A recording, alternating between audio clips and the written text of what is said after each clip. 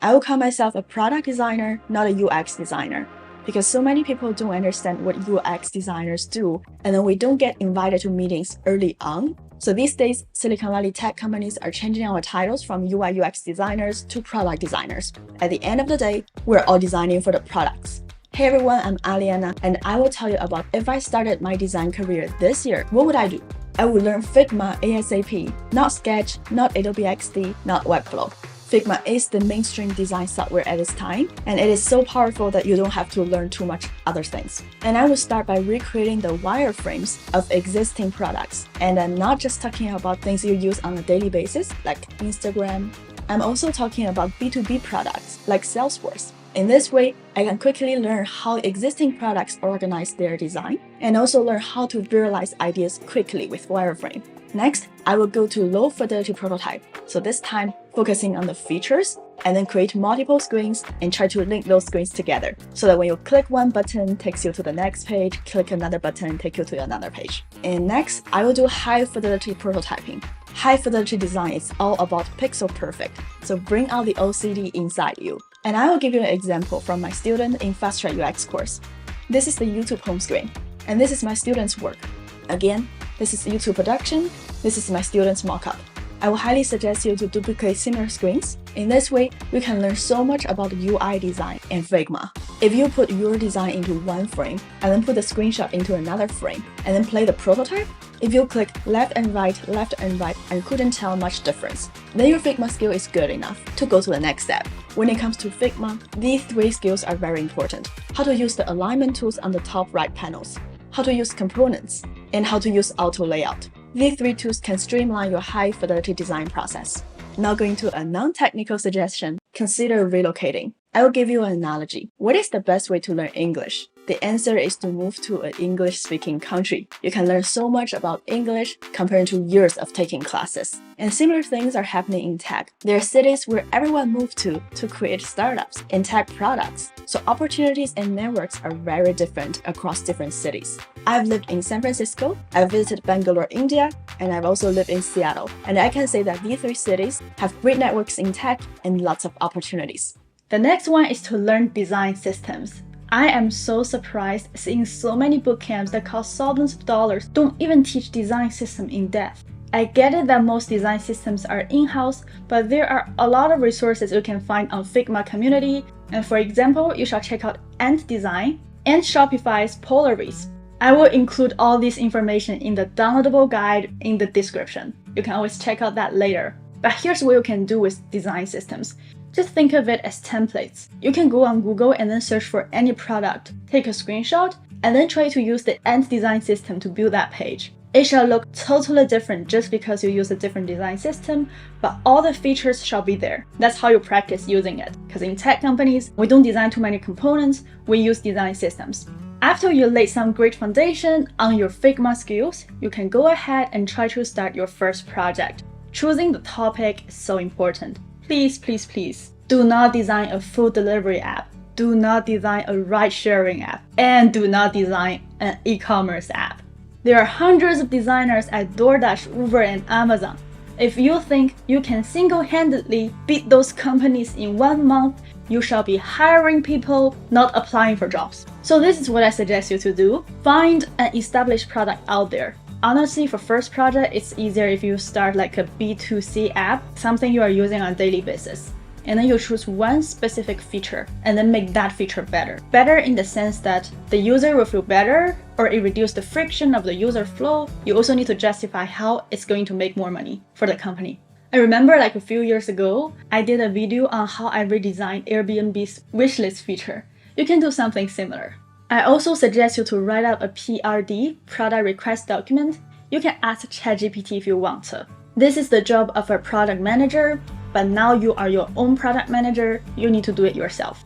I suggest you to organize your Figma file this way. The template is also in the link in the description.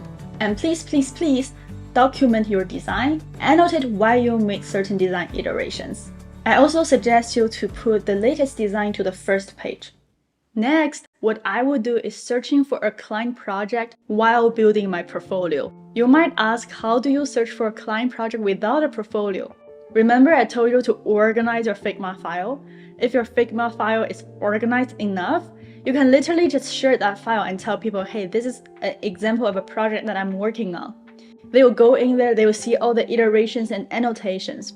And the first page is your high fidelity design, and then if it's good enough, let's say I'm the recruiter, there's really no need for me to watch a polished, write-up version of a portfolio, you know? Also, when I say client project, I don't mean using resume and portfolio to apply for a job at Apple. I mean going to networking event and then outreach to smaller companies, smaller projects, and then asking to do some redesigns for them. So here's an outreaching tip. When you outreach and say you can offer UX design or product design service, please offer value in this email. You can definitely be very authentic and say that I would love to apply what I just learned into a client project, but please tell them how you can help them to improve their product. So if, let's say, this person has a landing page selling some product, then you can say, I can help you to improve the landing page to increase the conversion rate by around 5%. You can even record a long video saying that I'm just going through your homepage and I found some areas that could be further improved. For example, you're using accent color a bit too much, which make it difficult for the audience to focus on the key call to action.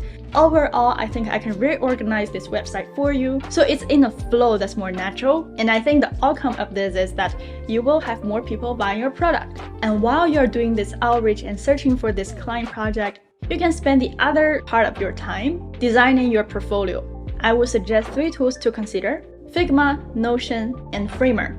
You can do a slideshow type of presentation within Figma. Literally, there are tons of presentations out there in Figma, but I would suggest to keep it under 10 pages.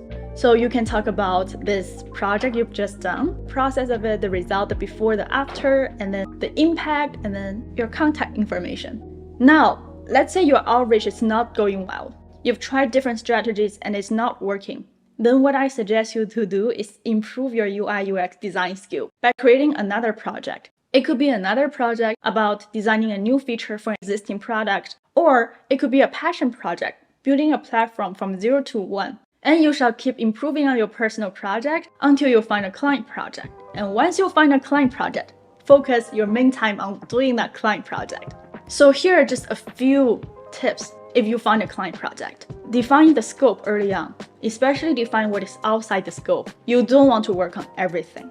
You want to work on one thing that can lead to a clear metrics of success.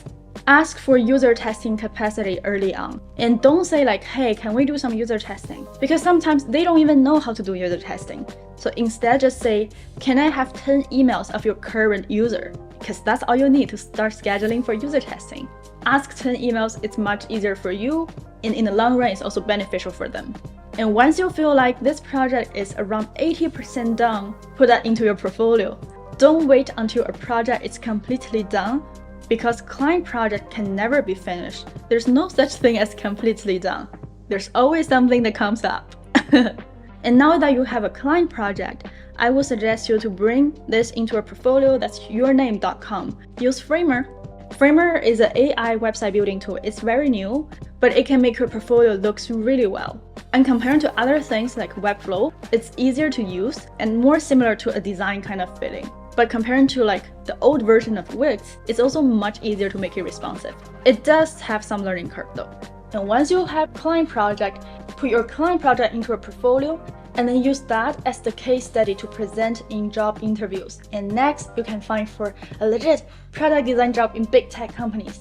But here's something I want to tell you. It's not easy because there's a lot of people out there competing for the same thing. Consider a contractor role first. I did a contractor role at eBay, and I can tell you that the project I worked on is completely the same as full-time employees, and sometimes even harder. To get contractor roles at bigger companies is easier than directly going for a full-time role. You can work for 6 months for Google, another 6 months for Microsoft. You can even learn a lot by switching companies early on, because you get access to all different design systems and learning about the strength and weakness of different companies. Don't go yet. The most important part has not even started.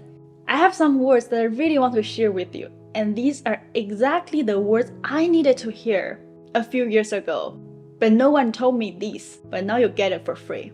The first thing is be patient. It's like hearing from your mom, isn't it? The entire YouTube platform is making everyone feel more rushed. like the content pacing, every content creator trying to catch your attention on every second. Yes, because we need to work for the algorithm. If you live in the middle of this video, I get paid way less and my video cannot even be seen by more people. So if you see videos like how I became a UI UX designer under 3 months, please keep in mind that this content creator probably also have 10 years of graphic design experience. Also, if this person understands how to create a content that has thousands of views, plus making the thumbnail so good that you want to click into it, it's very likely that this person can also land a job faster than the majority of us because some skills can transfer. But we really shouldn't design our life based on another person's timeline. Also, when you are setting a career goal, think about whether the goal you're setting is within your control. This is something my coach taught me last week because I'm in this sales and marketing phase of selling my Fast Track UX course. And I told my coach that my goal is to find 1,000 new students. Then I realized that I'm continuously burned out every day because whether you buy my course or not is completely up to you. I changed my goal to setting up 2 sustainable sales channels. That's something within my control and that's something I can do. Similar things happened when I was trying to break into tech as a UX designer because my goal used to be get into Google as a UX designer. That is a great thing to manifest for, but it's a horrible goal to set because whether Google accept me or not is completely up to Google. Something that's up to me is how many applications I want to send out every day, how many people I want to reach out every day, what strategy that I can use. Focusing what's under your control can reduce so much stress for you and bring you so much more clarity. Also in business, we often talk about this concept of red ocean versus blue ocean. It's just a fancy way of saying that a red ocean is a market that's extremely competitive, and if your strategy of doing something is competing in this red ocean full of people, it's going to be difficult. However, you can explore a blue ocean, which is a new market or a less competitive market. For example, in a time like this, I heard a lot of people say that it's extremely competitive to break into tech because most companies are firing people, not hiring people. Well, think about what companies do when they have less headcount, but they still need people to finish their work. They will hire contractors. So in a time like this, contractor jobs still exist, and you can also reach out to staffing agencies to get into Google, eBay, big tech as a contractor. Another thing that's blue ocean is building a personal brand. When I was trying to apply for jobs, sending resume is the slowest way and the least effective way because I have a personal brand and people see me and trust me more because of my personal brand on YouTube. So I started to create more videos that offer value, that showcase what I can do. And in that way, I attract clients instead of me chasing after clients. And so many more opportunities came my way, and those opportunities are not even available on job posting websites. I've said a lot today, so if you want a kindly reminder, I've put everything into a downloadable guide. Just click the link and you will get it for free. Meanwhile, if you want me to take you through your UX design transformation, check out Fast Track UX. I'm working full-time every day for this course. Thank you so much for watching. I wish you all the best with your career, and I will see you in this video.